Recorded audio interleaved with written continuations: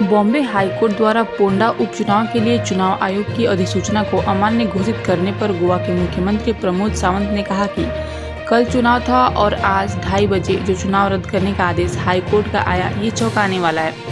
मैं इस पर कोई टिप्पणी नहीं करना चाहता। अभी तक चुनाव आयोग का कोई नोटिफिकेशन नहीं आया है, हम इसका इंतजार कर रहे हैं। गोवा में फोंडा बायपोल पे जो हाईकोर्ट का आज जो वर्डिक्ट आया, which is a very much surprising और शॉकिंग।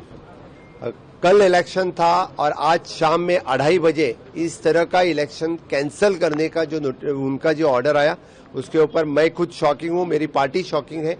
और इवन दो मैंने वहां पे मैंने वहां से इंफॉर्मेशन ली, इलेक्शन कमीशन के एडवोकेट को, and they have not given even the stay on that order to appeal in the Supreme Court. So ये बहुत ही बड़ा शॉकिंग है, लेकिन बस मैं उस पर कुछ कमेंट करना नहीं चाहता हूं। लेकिन एट प्रेजेंट अभी तक इलेक्शन कमीशन का कुछ नोटिफिकेशन आया नहीं है। We are waiting for the election commission notification. जो कुछ आता है इधर दे आर अपीलिंग या उसका कुछ नोटिफिकेशन, इसके लिए हम वेट कर रहे हैं।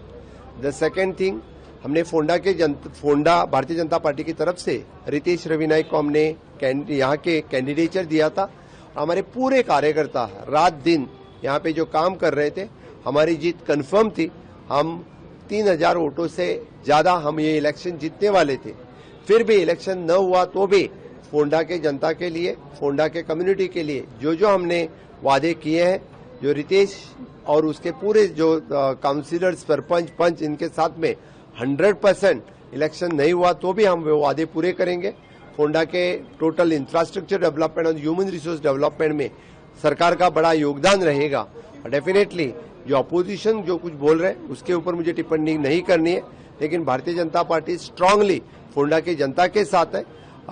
जो रवि नायक जी का विजन था, जो एक्स मिनिस्टर थे हमारा, वो विजन कंप्लीट करने के लिए, फुलफिल करने के लिए भारतीय जनता पार्टी पूरी तरह से कोशिश रहेगी।